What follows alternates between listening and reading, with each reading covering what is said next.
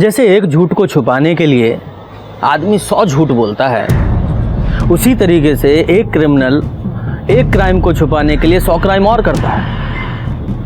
नमस्कार, मैं पीआई रंजीत ठाकुर। आज मैं आपको एक ऐसे ही केस के बारे में बताने जा रहा हूं जहां एक क्राइम को छुपाने के लिए जो किया गया वो किसी भी क्रिमिनल के छक्के छुड़ा दे। और यकीन मानिए, जब ये केस हमारे सामने आया तो हमारी भी रूह कांप गई। ये केस सितंबर 2017 का है, जब मेरी पोस्टिंग गुरुग्राम थाने में थी।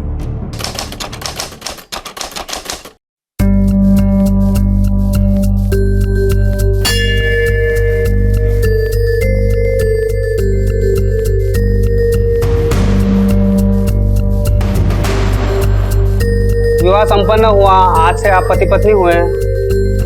मम्मा, आपकी शादी हो गई? हाँ, हो गई। अब मैं ये मिठाई खा लूं?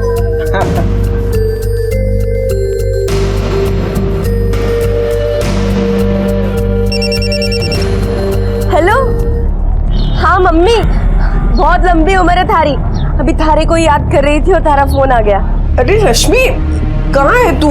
और विवान कहाँ है? मम्मी, वो मैं और विवान मोहन के साथ है। मैंने और मोहन ने मंदिर में शादी कर ली है।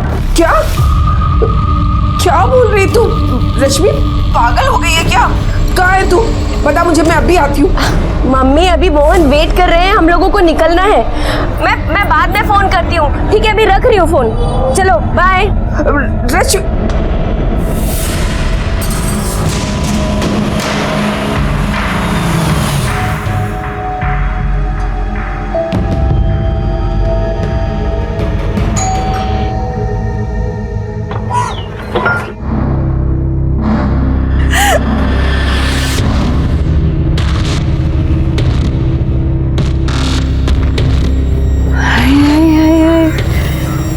सही कही थी भाई तूने, ये तो बड़ी चौकी है। हाँ? रश्मि, हमारी बहन रति। जीती रहे, सदा सुहागन रहे। चलो चलो चलो, अंदर चलो। ज्यादा देर तक दरवाजे पे नहीं खड़े रहते, नजर लग जाएगी। चलो अंदर आओ आओ। अरे सुनो तो, क्या हुआ? ये तेरा नंदोई, मतलब मेरा पति रविंद्र शर्मा। खुश रहो, खुश रहो। कुंदन, ये मेरा बेटा कुंदन। और ये तेरा बेटा ना, कितना प्यारा है। हाँ बच्चा, मिठाई खाएगा? मिठाई तो खा ली, भूख लगी है, खाना खाना है।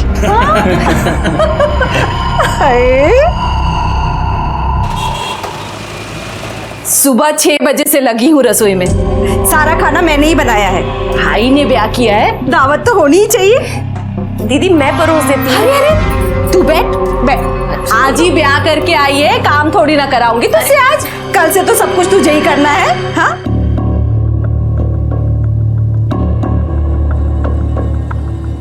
अरे अरे अरे, बावड़ा हो गया कि खुद ही ठूसने में लग गया। पहले उसे तो खिला।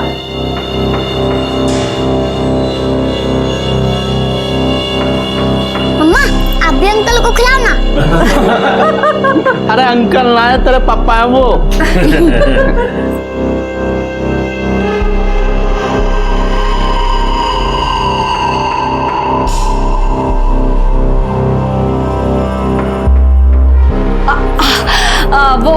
वो मिठाई तो मैं भीतर ही बुलाई, अभी लेके आती हूँ। हाँ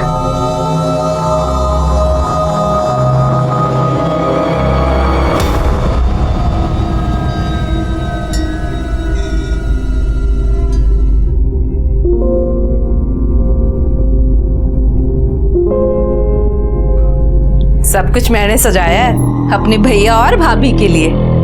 चुप है ना? मम्मा, ये कितना सुंदर बेड है, मैं तो इसी पे सोऊंगा। अरे अरे अरे अरे, इधर आ।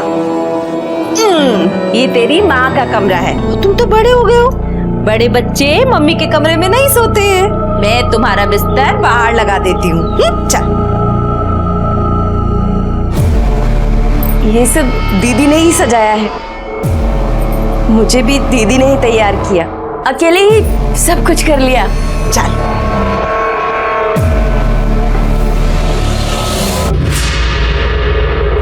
बत्ती जला कर रखना, देखना है मैंने सब।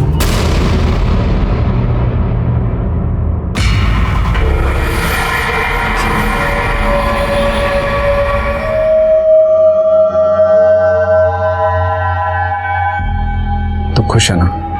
बहुत।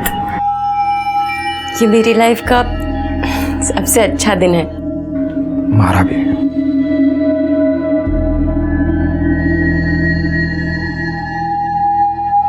बत्ती तो बुझा दो। बत्ती जला कर रखना, देखना है मैंने सब। बत्ती बुझा दूंगा तो तने देखूंगा कैसे।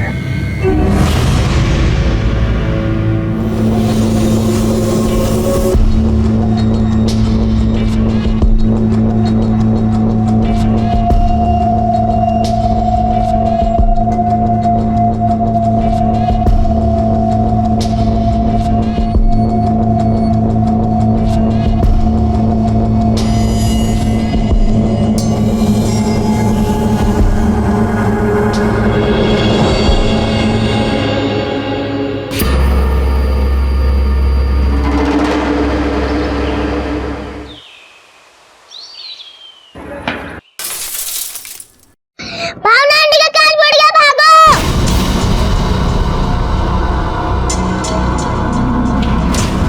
भावना, ये इसने फिर शीशा तोड़ा।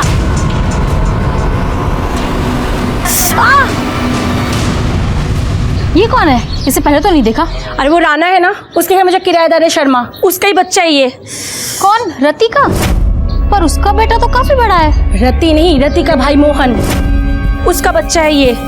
अरे काय के भाई बहन, कई बार बाइक पे चिपक के बैठते हुए जाते देखा है मैंने उनको। देखा तो मैंने भी है। अब जिस तरीके से वो मोहन के साथ रहती है ना, भाई बहन कम कुछ और ज्यादा लगता है। खैर भाड़ में जाइए सब। मेरा जो नुकसान हुआ है ना, मुझे उसकी भरपाई चाहिए। और मेरे हाथ में जो काटा वो भी। चलो।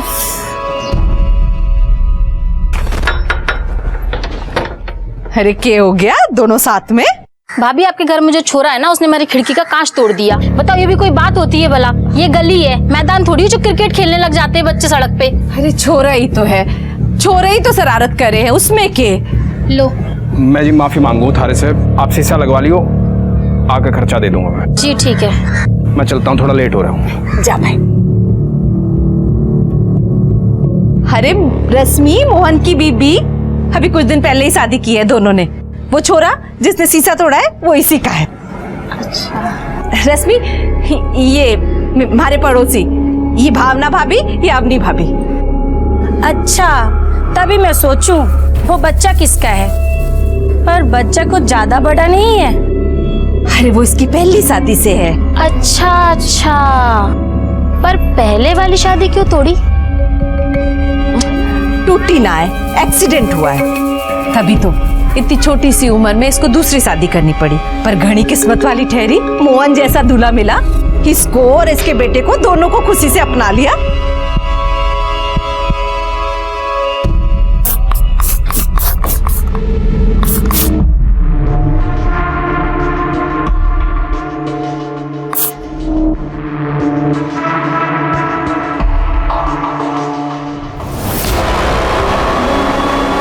दरवाजा खुला रख। पर कुछ नहीं, तूने कर ली अपनी मनमानी, अब मन नहीं करने दे जो मुझे करना है।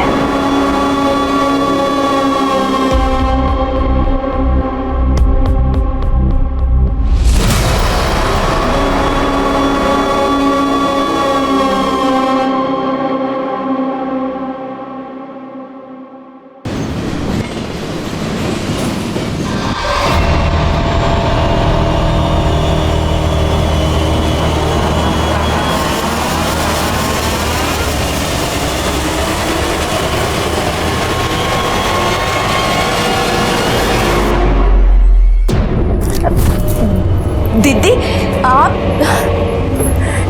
इस वक्त यहाँ?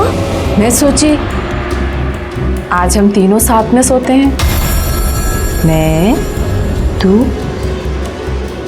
और मोहन। ये क्या बोल रहे हो दीदी? आप तो मोहन की दीदी हो, आप उसके साथ ये सब? बोले घड़ा है। जैसा कहती हूँ वैसा कर, बड़ा मजा आएगा। मैं ही शुरू कर देती हूँ। छोड़ो दीदी, दीदी छोड़ो मुझे।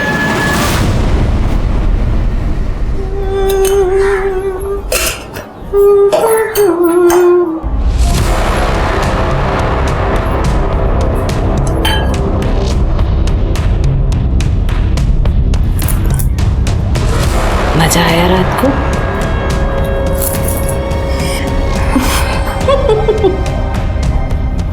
हमारा फोन नहीं दिख रहा कहीं, देखा है? क्या करेगी फोन का? मैं हूं ना मजा कराने के लिए। आज रात को तैयार रही हो, डबल मजा कराऊंगी। चाय?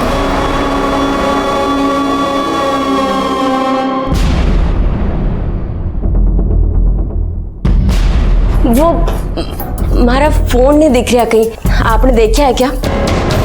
नाम मैंने तो नहीं देखा।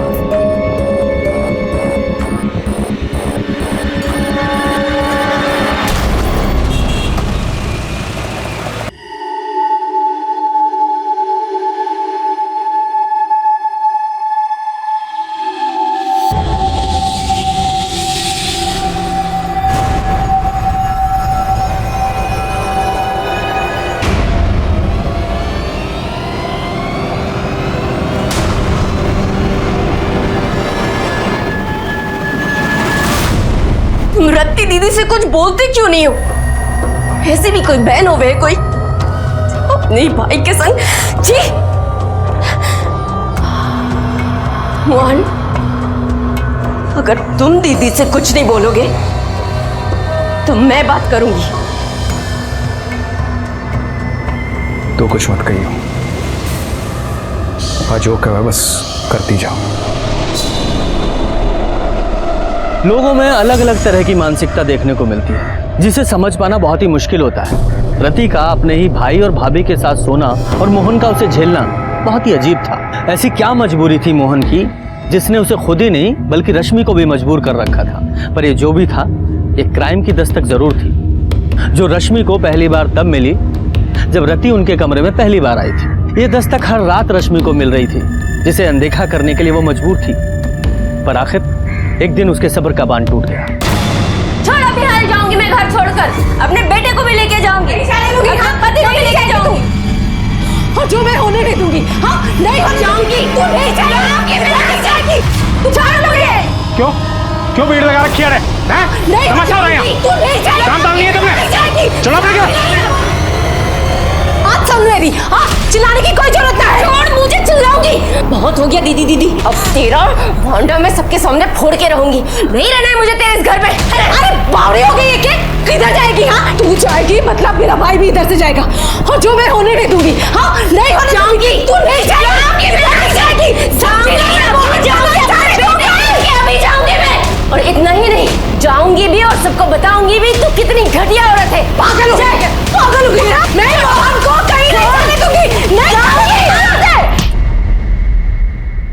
मम्मा रश्मि, रश्मि, तूने हाथ कैसे उठा दिया इस पे? बहुत हो गया तेरा, बहुत सुन ली तेरी। हम ये घर अभी छोड़ के जाओगे, और दम हो तो रोक के देखा। चल रश्मि, कर पाई, चल बेटा बैठ।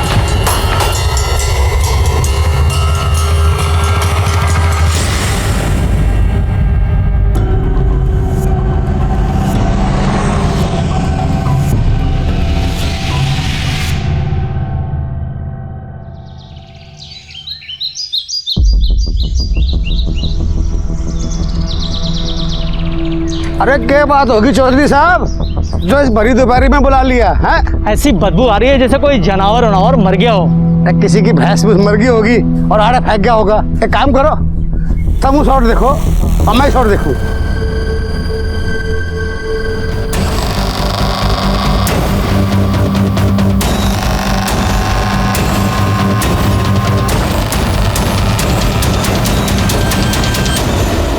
तुम लोग आसपास देखो, बॉडी के और टुकड़े मिलते हैं क्या?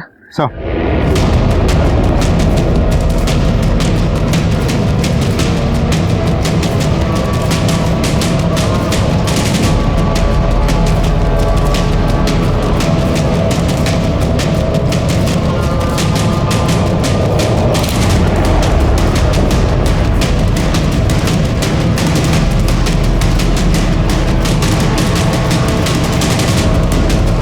7 बोरियों में बॉडी के टोटल 13 टुकड़े मिले।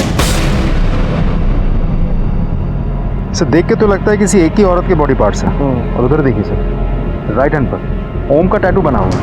सर चेहरा तो बिल्कुल पूरी तरह से कुचल दिया गया है। लगता नहीं मुझे शिनाख्त होने के कोई चांसेस है। और आसपास जाके पूछताछ भी की है मैंने, किसी को कोई आइडिया नहीं है कौन आके बोरिया फेंक के जाए। हाँ यार, मैंने भी इन लोगों से पूछा, किसी को कुछ नहीं पता।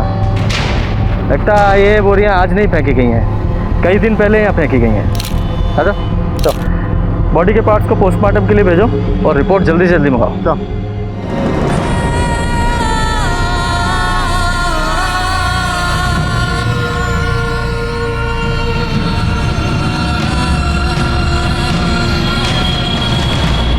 अंकल पैसे दो ना, भूख लगी है। चल चल निकल यहाँ से। अंकल प्लीज दो ना, बहुत भूख लगी है। तो भूख लगी है तो काम करना, भीख क्यों मांगता है? काम करने से खाना मिलेगा। खाना भी मिलेगा और पैसा भी मिलेगा, करेगा काम।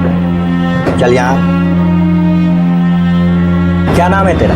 विवान। पहले तो तू इस मोहल्ले में नहीं दिखा, कहाँ से आया? नहीं पता। कैसे आया? पता नहीं। चल आज से तेरा काम शुरू। जा चाय दे के आओ।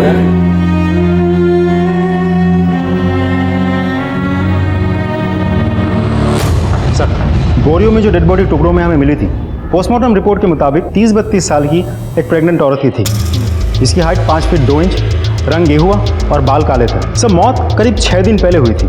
इसका मतलब 24 सितंबर को शाम को 7 बजे से लेकर रात के 12 बजे के बीच मौत हुई थी। सब पोस्टमार्टम रिपोर्ट के मुताबिक उसके चेहरे में और सर में मल्टीपल इंजरीज हैं, जो किसी हथौड़े जैसे भारी चीज़ से कई बार वार करने की वजह से हुई थी। सर का तो एकदम चूरा बना हुआ है।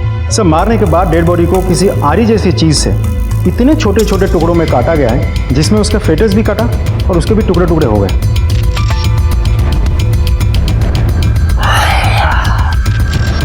यादव, ये काम किसी इंसान का नहीं हो सकता, बल्कि इंसान की शक्ल में किसी राक्षस का है। और ऐसे राक्षस को तो सज़ा ज़रूर मिलनी चाहिए। और इससे पहले हमें इस बॉडी की पहचान करनी होगी। एक काम करो, जहाँ ये बॉडी मिली है वहाँ जितने भी रास्ते हैं, उन पर जितने भी सीसीटीवी लगे हैं, उन सब की 24 तारीख से लेकर कल तक की सीसीटीवी फुटेज निकालो। सर मैंने हेड कांस्टेबल को स्पॉट में भेज दिया है, देखने के लिए कि वहाँ कोई सीसीटीवी कैमरा है या नहीं। अगर है तो हमें बहुत जल्द फुटेज मिल जाएगी। गुड। एक काम और करो, गुरुग्राम के जितने भी पुलिस स्टेशन हैं सबको अपडेट करो और अपनी साइट पे इस औरत की एज, हाइट, कॉम्प्लेक्शन, इसके टैटू के बारे में, ये बॉडी कितने टुकड़ों में मिली, सब कुछ अपडेट करो A to Z। NCR और आसपास के थानों में भी सबकी इस बॉडी के बारे में बताओ। Sir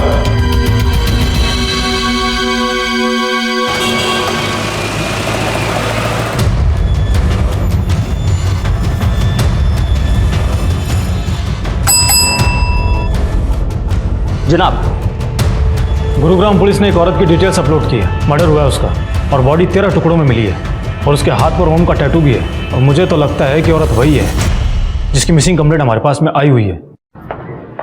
sir Mahendragarh police station से मेल आया, जिस औरत की डिटेल हमने भेजी थी उससे मैच करती हुई एक औरत की मिसिंग कंप्लेंट भी उन लोगों के वहाँ सितंबर 1st वीक में दर्ज हुई थी। सितंबर 1st वीक। उस औरत का नाम है रश्मि भटनागर और उसके हाथ में भी एक ओम का टैटू है। सर ये मिसिंग कंप्लेंट उसकी माँ ने दर्ज करवाई थी। यादव, हो सकता है ये औरत वही हो, क्योंकि ये भी सितंबर के पहले हफ्ते में गायब हुई थी और उसका मर्डर 24 सितंबर को हुआ, यानी कि गायब होने के 10-15 दिन तक तो ये जिंदा थी।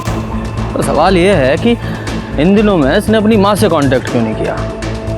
ये बच्चा कौन है? सर ये रश्मि का बेटा है। रश्मि और ये दोनों एक ही साथ गायब हुए थे। रश्मि की माँ ने बेटी और नाती दोनों की मिसिंग कंप्लेंट दर्ज करवाई थी एक ही साथ। मतलब बच्चा भी गायब था। अब माँ तो मिल गई है, बच्चा कहाँ है?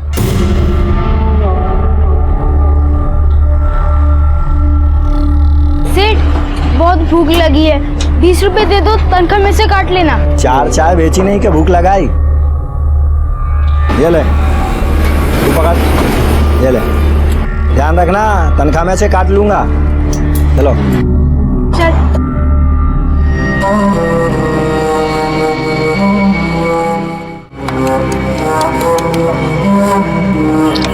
अबे विवान, तू हर दिन किसको फोन करता रहता है? नंबर तो कभी लगता ही नहीं है। मम्मी को, उनका फोन हर वक्त स्विच ऑफ रहता है। अभी तो किसी और को कर लेना, घर में और भी तो लोग होंगे। हैं नानी, पर मुझे नानी का नंबर याद नहीं। सर आपने जो डिटेल्स अपलोड की थी उससे मैच करते हुए हमारे पास में मिसिंग कंप्लेंट आई हुई थी और हाथ पर ओम का टैटू भी था। हाँ, हाथ में ओम का टैटू गुदवाया था। कहाँ है मेरी रश्मि? सर, ये रश्मि की माँ है। इन्होंने रश्मि और विमान की मिसिंग कंप्लेंट लिखवाई थी। आपने मेरी बेटी को ढूंढा है? भगवान आपका बहुत भला करेगा। माँ जी, पानी पीजिए। मैं ठीक हूँ, बस आप मेरी बेटी को बुला दीजिए बस। माँ जी, हमें डाउट है कि रश्मि इस दुनिया में नहीं है, उसका मर्डर हो गया। नहीं,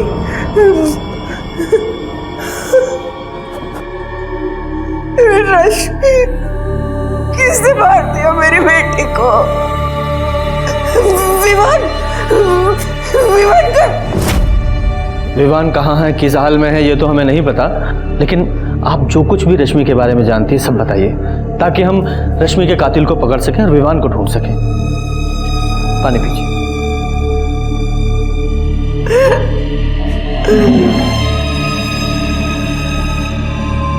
माँ जी, बताइए। उसका तो नसीब ही बड़ा था, इतनी सी थी तब बाप का साया उठ गया उसके सर से। ब्याह किया पर वहां भी नसीब से हार गई। थोड़े दिनों बाद ही एक एक्सीडेंट में उसका आदमी चला गया। गोद में था उसके विवान। जब वो मायके वापस आई थी, मत रो बेटा, भगवान के सामने किसकी चली है? उसकी इतनी लिखी थी, वो चला गया, लेकिन तेरे सामने तो पूरी जिंदगी पड़ी है ना। कम से कम अपनी नहीं तो विवान के बारे में तो सोच।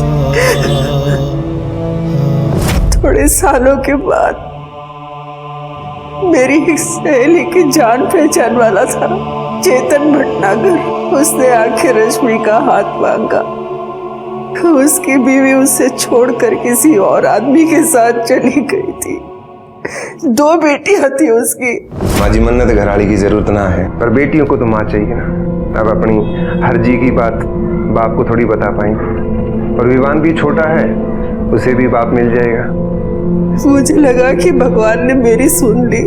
विवान का मुंह दिखाकर मैंने रश्मि को मना लिया, लेकिन थोड़े दिनों बाद ही रश्मि जब मुझे मिलने आई, तब उसने बताया कि चेतन उसके साथ कैसा व्यवहार करता था। आए दिन उसे कुटता रहता था। रश्मि को एक साथी मिल गया, उसके बारे में रश्मि ने मुझे बहुत बाद में बताया था। तू कौन है भाई, और मेरे घर में तू क्या कर रहा है? पड़ोसी उठा और खबरदार करना आया हूँ, आज के बाद हाथ में ठा दिया इसने।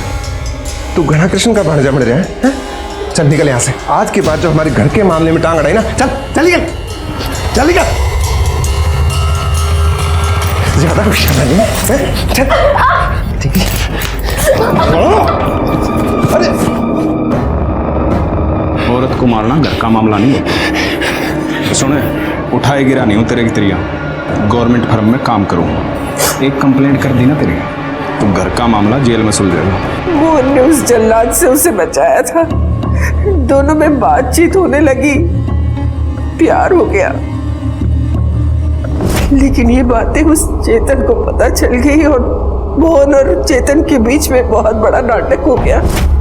और सितंबर के पहले हफ्ते में ही रश्मि विवान को लेकर मोहन के साथ चली गई और मंदिर में जाके उन दोनों ने ब्याह कर लिया। मम्मी, वो मैं और विवान मोहन के साथ है। मैंने और मोहन ने मंदिर में शादी कर ली है। लेकिन उस दिन के बाद ना ही उसका फोन आया, ना ही उसकी कुछ खबर मिली। इसीलिए मैं यहाँ रिपोर्ट लिखाने आई थी। सर, हमें जब पता लगा कि रश्मि और विवान के लापता होने में चेतन का हाथ है, तो हमने उससे पूछताछ भी की। मिसिंग ना भाई साहब, भाग गई थी जैसे पहले वाली भागी थी। अब जैसा करेगी वैसा भुगतेगी। मुझे क्या जरूरत है उसे या उसके बेटे को कुछ करने की? अपनी पहली बीवी की भड़ास निकालने के लिए तो उसे जानवरों की तरह मारता था। अब वो तुझे अकेला छोड़ के चली गई है तो कुछ नहीं करेगा।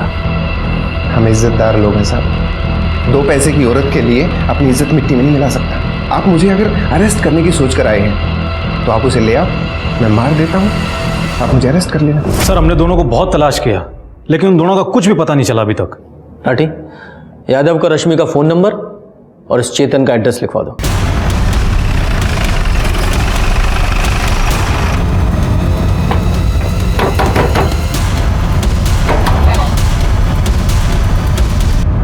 चेतन जी, आप कौन? गुरुग्राम पुलिस।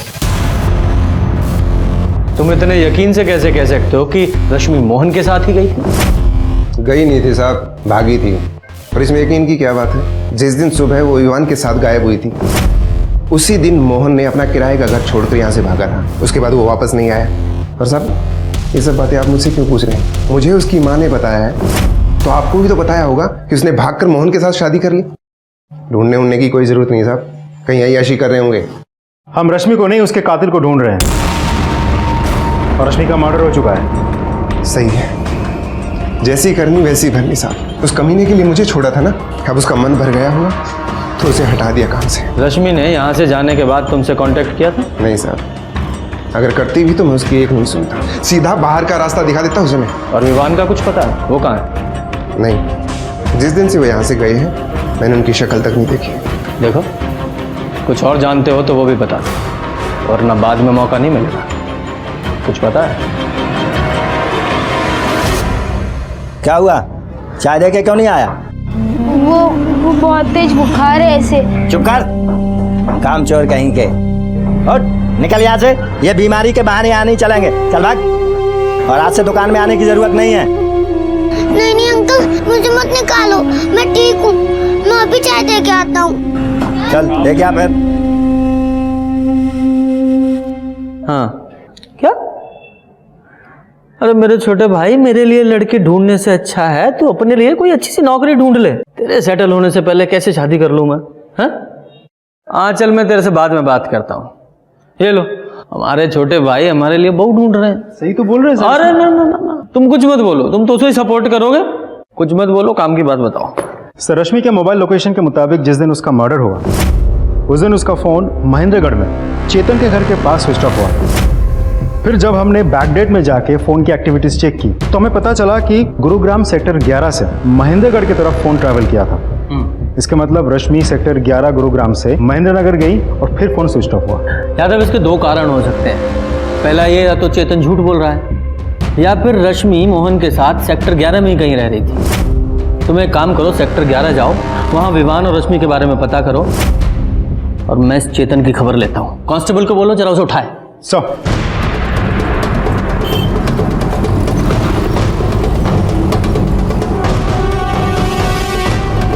दो चाय देना। ये ले।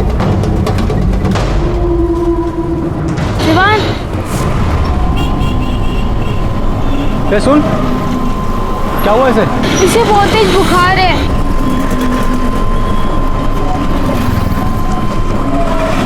बच्चे का फोटो दिखाना जरा।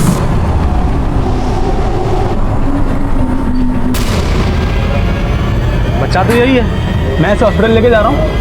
तुम साहब को खबर को बच्चा मिल गया। झूठ बोल रहा है तू।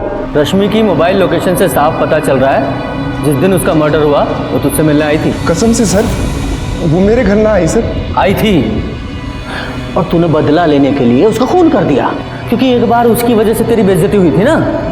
और क्या कहा था तूने पीएसआई राठी के सामने? अगर आप लोग मुझे अरेस्ट करने की सोच कर आए हैं तो आप उसे ले आओ, मैं मार देता हूँ, आप मुझे अरेस्ट कर लेना। कहा था कि नहीं? इसलिए जब वो तेरे घर आई तूने उसे मार दिया, फिर उसके टुकड़े टुकड़े किए, बोरी में भरे और फेंक दिया। ना वो मेरे घर आई और ना मैंने ऐसा कुछ किया है सर। आधा किलो कर दो इसका। देखिए जरा, आपने इन दोनों को यहाँ कहीं देखा है? ये रश्मि और इसका बेटा विवान है।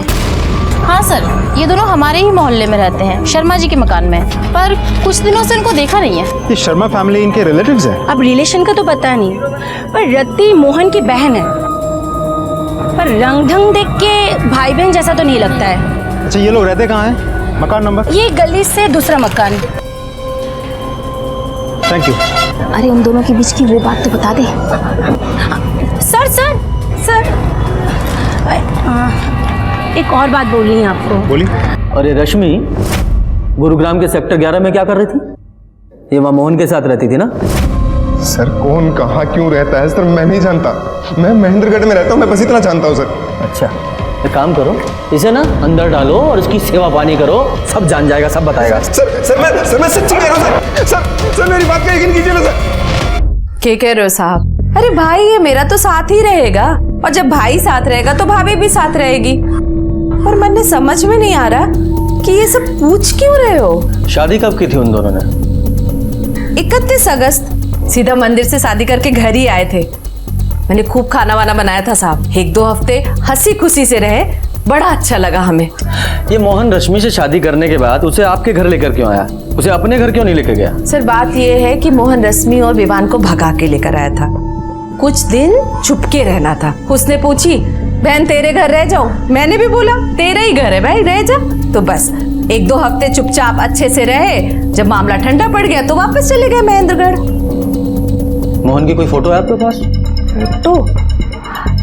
एल्बम वाला फोटो तो ना है साहब, पर हाँ 1 मिनट, ये फोन में रही, ये रही। शेयर। अच्छा, यहाँ से वो दोनों किस डेट को शिफ्ट हुए थे? 10-12 दिन पहले साहब, अब 24-25 को। कैसे गए थे? अरे भाई के पास मोटरसाइकिल है, मेरे मोटरसाइकिल से। जब सब कुछ हंसी खुशी चल रहा था, जाने की जरूरत क्यों आ पड़ी? अरे बताई ना अभी आपको साहब कि मामला ठंडा पड़ गया तो चले गए वो दोनों। वहाँ मामला ठंडा पड़ गया और यहाँ गर्म हो गया है ना? हमें पता चला है कि आप लोगों के बीच बहुत बड़ा झगड़ा हुआ था। किसी ने तो किसी को थप्पड़ मारा था, हाथापाई भी हुई थी। इसके अगले दिन ही वो यहाँ से चले गए। अरे साहब वो झगड़ा थोड़ी था, और ऐसा छोटा मोटा झगड़ा किस घर में नहीं होता, आप बताओ। हुई थी बहसबाजी साहब, हुई थी। भाई बहन में छोटी मोटी बहसबाजी तो होती रहती है। उसने बोला रहना मैं जा रहा हूँ, मैंने भी बोला तेरी मर्जी तू जा। बोला था फोन करेगा, आज तक तो फोन ना किया उसने। उसने फोन नहीं किया तो आपने किया होगा ना? अरे मोहन बड़ा गुस्से वाला है साहब, उसने ना करा तो मैंने भी ना करा। सोचा गुस्सा ठंडा हो जाएगा तो आप पे आप फोन कर लेगा। अच्छा, ये महेंद्रगढ़ में ये मोहन कहाँ रहता है? एड्रेस दीजिए उसका। साहब अपना घर तो है नहीं उसका, कहीं किराए विराए पे लिया होगा। अब छोटा मोटा घर तो लिया नहीं होगा साहब, बीवी बच्चे वाला है तो बड़ा ही घर लिया होगा। बीवी बच्चे उसके साथ में नहीं है, क्योंकि रश्मि का मर्डर हो चुका है। क्या कह रहे हो साहब? हाँ, मोहन और विवान दोनों लापता हैं। अब मोहन ही बता सकता है कि क्या हुआ था उन लोगों के साथ।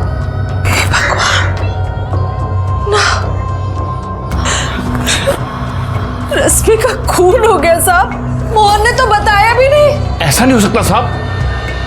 10 दिन पहले तक तो सब कुछ ठीक था यहाँ। कितने खुश थे साहब वो दोनों एक दूसरे के साथ। हे भगवान, किसकी नजर लग गई इन सबको। अच्छा, जैसे ही आपको मोहन या विवान की कोई खबर लगे हमें इन्फॉर्म कीजिएगा। जी साहब। क्या हो गया? तो मुझे लगा रति मोहन के लिए जेन्युइनली दुखी है, लेकिन पड़ोसी उसे पूछताछ करके पता चला कि दोनों के बीच भाई बहन का रिश्ता नहीं था सर। कुछ तो गड़बड़ है। हाँ, पड़ोसी क्या ठीक ही कह रहे हैं यादव, क्योंकि इतनी प्यारी बहन को इतने प्यारे भाई की कोई खबर ही नहीं है। इस शर्मा फैमिली की कुंडली निकालो, खासकर इस रति की। और हाँ, ये मोहन का फोटो भी सर्कुलेट करो और उसकी बाइक का भी पता लगाओ। सर विवान का पता लग गया है। महेंद्रगढ़ की एक सड़क पे बेहोश पड़ा था, उसे डेंगू हुआ है और हमने उसे अस्पताल में भर्ती करा दिया है, और सरिता जी को भी इन्फॉर्म कर दिया है। चलो अच्छा है, बच्चा जिंदा है। एक काम करो, जब तक विवान को होश ना आए वो इसके पास भटकना नहीं चाहिए। उसका स्टेटमेंट सबसे पहले हम लेंगे। जी सर। जनाब, आरटीओ से पता चला है कि मोटरसाइकिल मोहन के नाम पर रजिस्टर्ड थी और एड्रेस मोहन की बहन रति के घर का है, पर बाइक अभी तक बरामद नहीं हो पाई है। जनाब, मोहन का फोन भी चेतन के घर के आसपास ही स्विच ऑफ हुआ था। ये देखिए सर।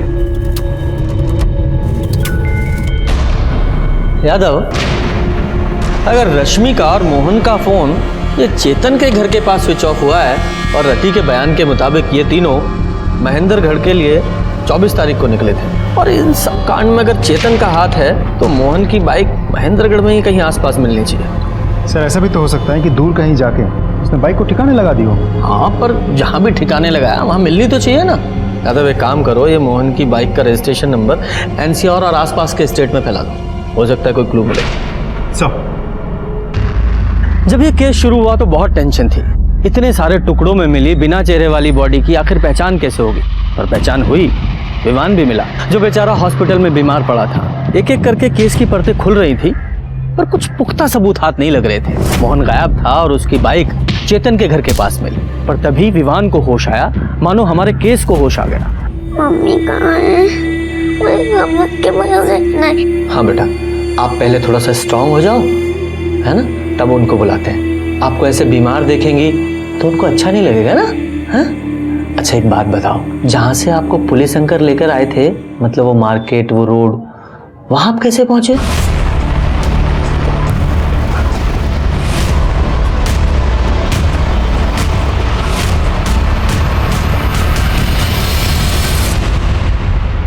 सर 4 महीने से शर्मा फैमिली पानीपत में किराए पे रहती है। मोहन वहाँ रति से मिलने आता था।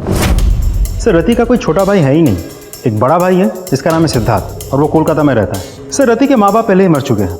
जब पानीपत के उस ओनर से बात हुई तो पता चला कि रति और मोहन के बीच कभी भाई बहन का रिश्ता था ही नहीं, नाजायज संबंध थे, और इसी कारण की वजह से उस ओनर ने उन दोनों को घर से निकाल दिया था।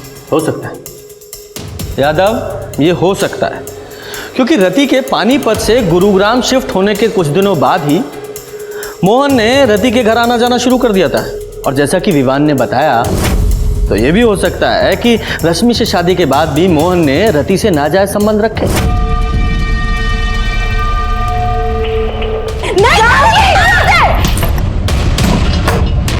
तूने हाथ कैसे उठा दिया इस पे?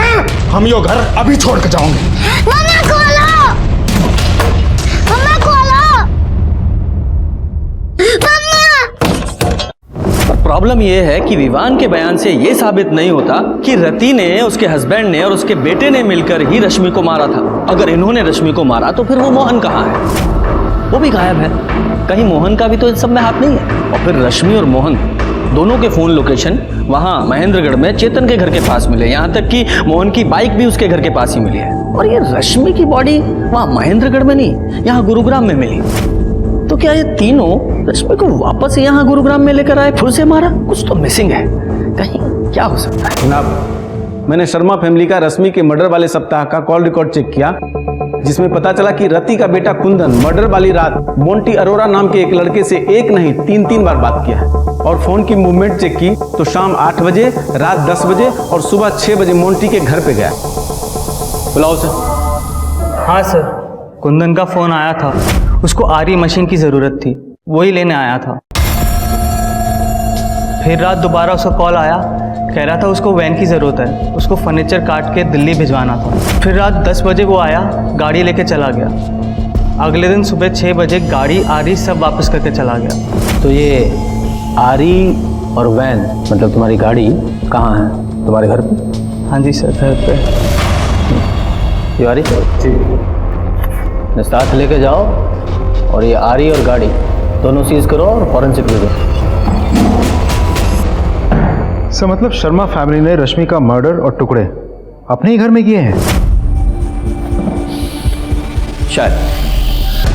यादव, अगर उसके टुकड़े भी घर में ही किए गए हैं तो कंफर्म है कि बाथरूम में किए होंगे, क्योंकि एक तो बाथरूम से आवाज़ बाहर नहीं जाएगी, ऊपर से ब्लड साफ करने में भी आसानी होगी। यादव एक काम करो, इस शर्मा फैमिली के घर को ना अच्छे से, और स्पेशली बाथरूम को अल्ट्रावायलेट ट्रीटमेंट दो। हो सकता है वह रश्मि के ब्लड स्पॉट्स में है।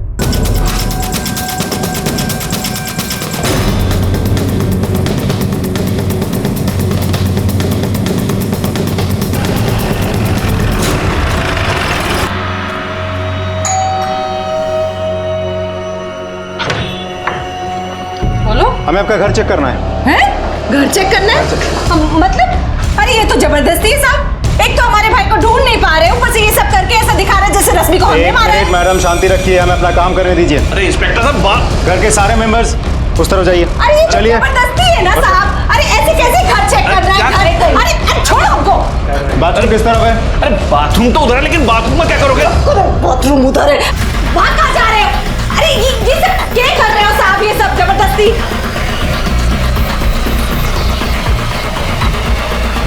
सर ये देखिए, सैंपल कलेक्ट कर रहा हूँ।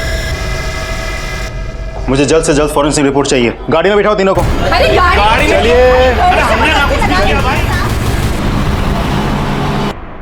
जनाब, ये रिपोर्ट्स। यादव सर, ये जो रति के घर में ब्लड मिला है, ये तो रश्मि के डीएनए से मैच होता है। इसका मतलब ये हुआ कि रश्मि के टुकड़े बाथरूम में ले जाके किए गए। और ये है कार के ब्लड रिपोर्ट, ये जो मोंटी की वैन में 2 ब्लड ग्रुप मिले हैं, इसमें से एक रश्मि के ब्लड ग्रुप से मैच होता है। इसका मतलब ये हुआ कि रश्मि की लाश ठिकाने लगाने के लिए मोंटी की वैन का इस्तेमाल हुआ है। और ये दूसरा ब्लड किसका है?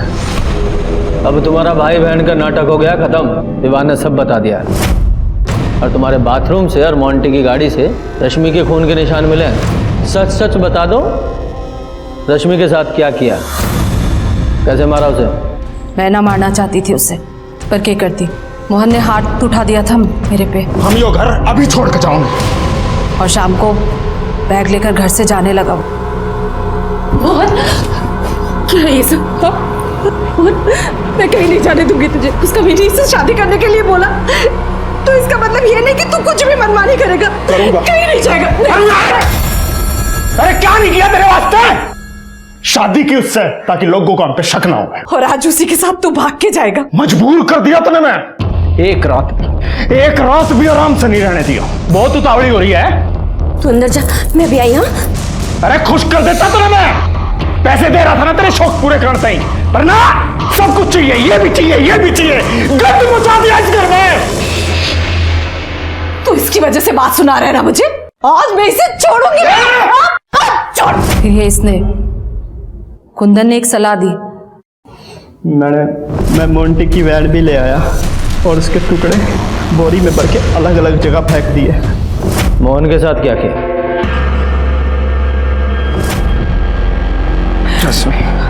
मोहन तू ठीक है ना? ठीक तो है ना तू?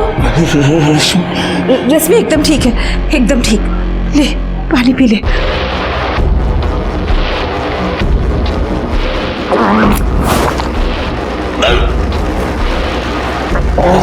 रश्मि चाहिए थी ना तुझे? जा, भेज दिया तुझे उसके पास। मर जा तू। उसकी बॉडी को कैसे ठिकाने लगाया? मोहन को भी उसी वैन में डालकर हम नदी में फेंक दिया। यादव, इसका मतलब मोंटी की गाड़ी में जो दूसरा ब्लड था मोहन का था। और ये रश्मि और मोहन का मोबाइल और उनकी बाइक चेतन के घर पे कैसे पहुंचे? और फिर ये विवान को कैसे छोड़ा, कहाँ छोड़ा, उसका क्या किया? मैंने विवान को नशे की गोली दे रखी थी। फिर मैंने रश्मि के और एक कुंदन ने मोहन के कपड़े पहनकर विवान को बेहोशी की हालत में मोटरसाइकिल पे बिठा के महेंद्रगढ़ की सड़क पे छोड़ दिया। और फिर मोटरसाइकिल को चेतन के घर के पास खड़ी की और रश्मि और मोहन का फ़ोन वहीं बंद करके नाले में फेंक दिया। मैंने रश्मि और चेतन के बारे में मोहन से पता लगा। प्यार दुनिया की सबसे सुंदर चीज है, चाहे वो किसी के बीच में भी हो, माँ बाप, भाई बहन, पति पत्नी, चाहे फिर दोस्ती क्यों ना हो। लेकिन रति और मोहन ने इस रिश्ते का भी दुरुपयोग किया। जिस दिन से इन दोनों का नाजायज रिश्ता शुरू हुआ, क्राइम ने तभी से दस्तक देनी शुरू कर दी थी। और ये दस्तक बार बार मिल रही थी। रति, मोहन और रश्मि तीनों को ये दस्तक मिली, लेकिन जब तक एहसास होता तब तक बहुत देर हो चुकी थी। और इस लापरवाही का भुगतान मोहन और रश्मि को अपनी जान देकर चुकाना पड़ा। बेचारा विवान इसमें बेकार में पिस गया। इसलिए जब भी कोई अनैतिक सी इच्छा मन में जन्म ले, आपको सतर्क हो जाना चाहिए और उस दस्तक को सुनते हुए उससे दूरी बना लेनी चाहिए। और इसी के साथ मैं आपसे विदा लेता हूं, फिर मिलूंगा एक नए केस के साथ। तब तक देखते रहिए क्राइम पेट्रोल दस्तक। मकसद बताना नहीं, बचाना है। जय हिंद।